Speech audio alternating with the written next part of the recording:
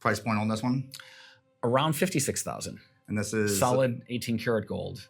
Today, we are taking a look at a Swiss luxury watch brand that one could argue holds its own against any of the Holy Trinity.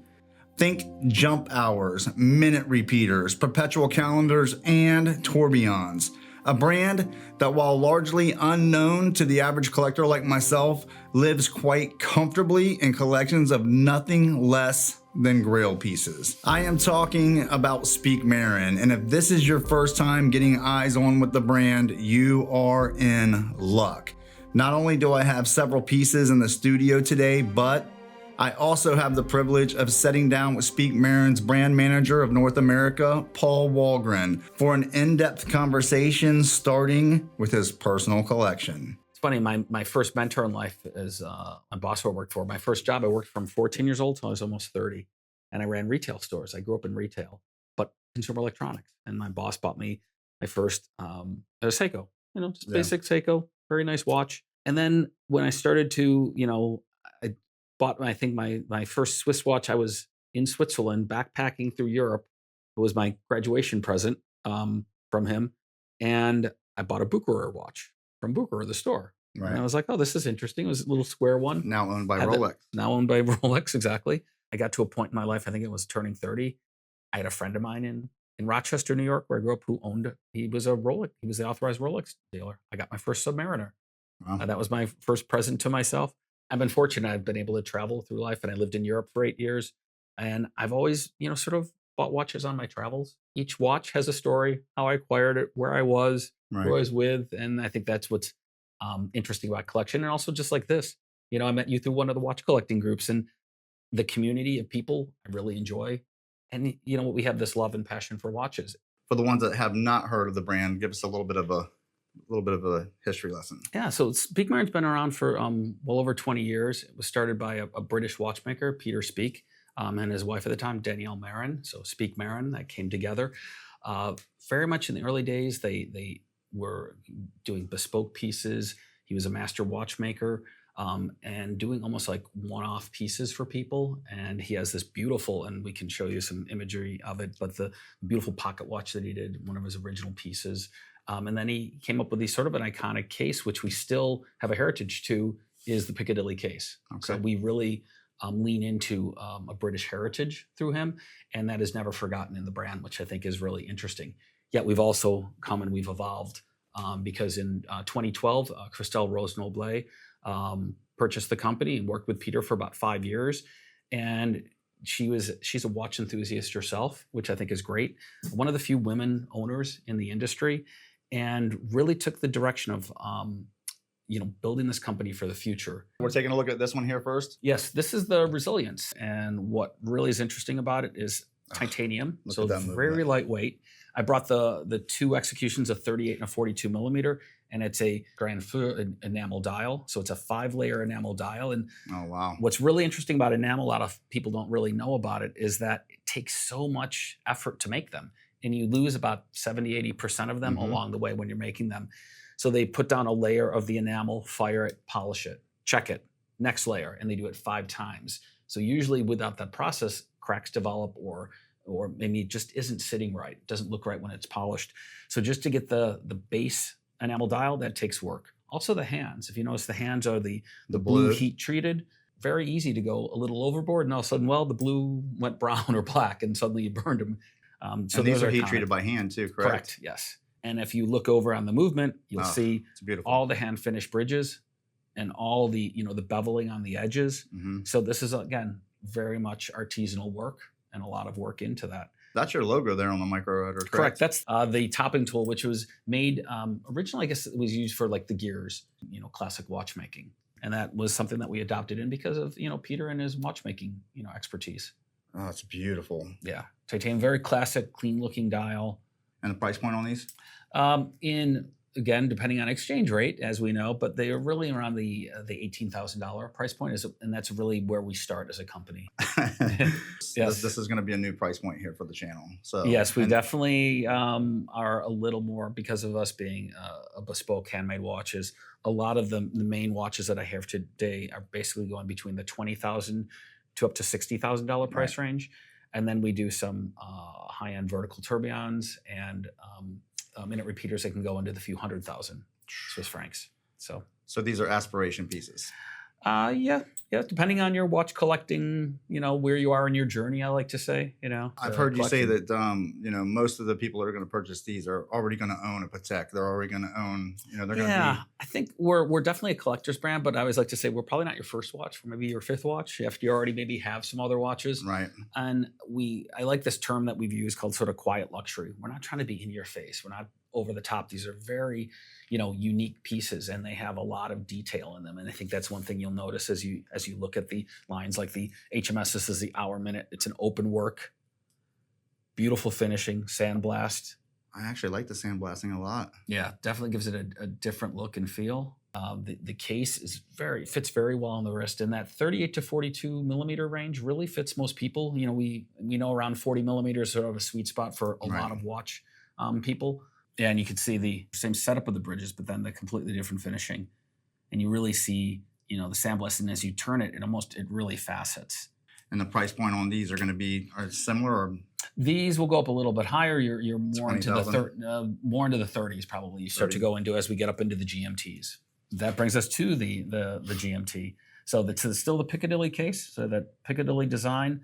You notice again that commonality that you have the sub-second always up here at the 130.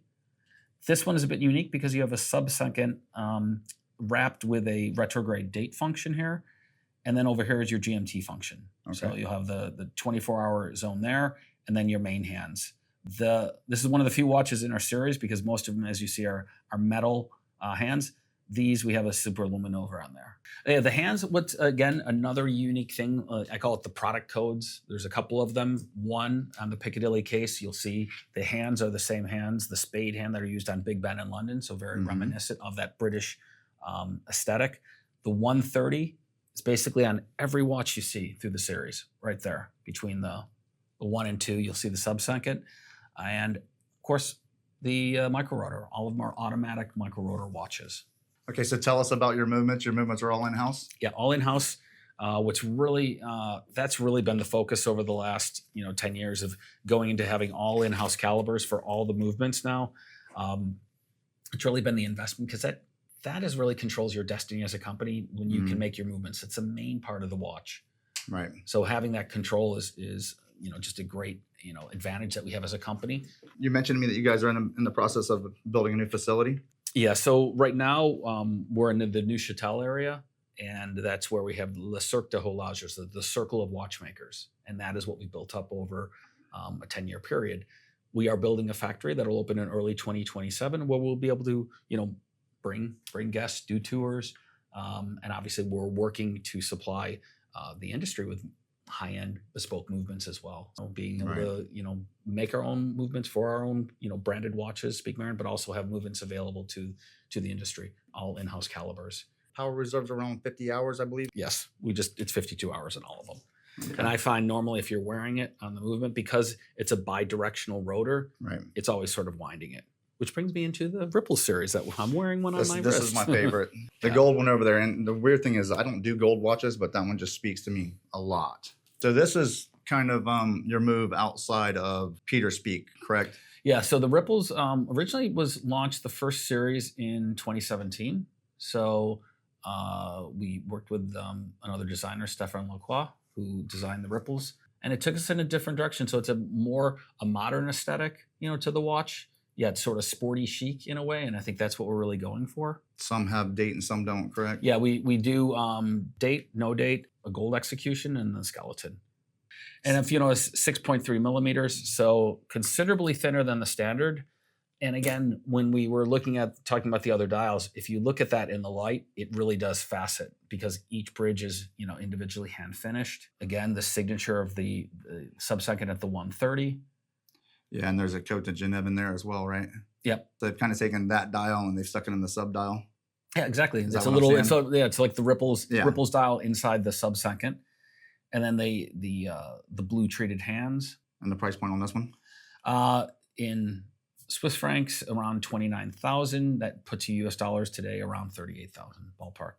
Unfortunately, with tariffs and exchange rates, the prices have a little fluctuation. these What days. about for the gold? Gold is actually, these are priced about the same right now.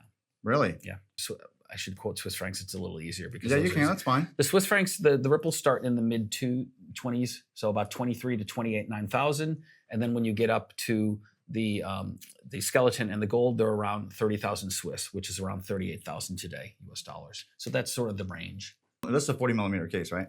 Yeah, it's 40.3 by 42. And 6.3 millimeter thick. Correct. Tony, you got to when you're shooting the B-roll on this, you got to turn this thing sideways and show how thin this watch is. Yeah. Like even this, you notice the batons. Like I like this sometimes when I catch it in the light, you just see they're like floating in a different color in there. And that's what I really like about the dials. Like this, like the gold one, I see it popping. And all the polishing is done by hand. Correct. Screw down crowns. I see perlage in there. Yep. These are pretty much the same, just dial color. Is that correct? Correct. Yeah. So we have a silver execution and a gray execution here. We also make some other colors, blue, green. We have some really interesting ones. These are 9.3. 9.3 on thickness. That's still thin too. Yeah, very wearable on the wrist. Say. And did you say the blue was a limited edition? Did you tell me that earlier? Yeah, these were limited editions of 60 pieces, which are almost done. And then eventually you're going to see some new dials come in. I don't want to go too far off. You might have to edit this out, but between me and then our tourbillons too, which the openworked tourbillon, which is very interesting. The openworked tourbillon is going to look very similar to this series. As you can see, it has a connection, but definitely a little different. Right. And we have the gold, the black DLC, and the purple. So there's 3 executions currently. The purple is the newest one we just released at Geneva Watch Days. And where can these be picked up at? So we have a nice network of authorized retailers here in the U.S. with the West Coast, Collective Horology and Steven Silver. We have Marshall Pierce in Chicago, Exquisite Timepieces nearby in Naples, Manfredi in Greenwich, Connecticut, Little Treasury. So we have a pretty good, range of, authorized retailers here in the U.S. We'll never have a lot of them just because of the number of watches of course we produce. And we have good partners we've had long-term relationships with. Definitely going to be out of most of my viewers' price range, but I still think that they should have something to, aspire to. Well, I think I was on a collecting journey. It's just like when I first started collecting, I couldn't afford much. And, it starts with sometimes as simple as getting a Swatch watch. Right. Well, now Swatch has their collaborations with Blancpain and with Omega. This is the one for me right here.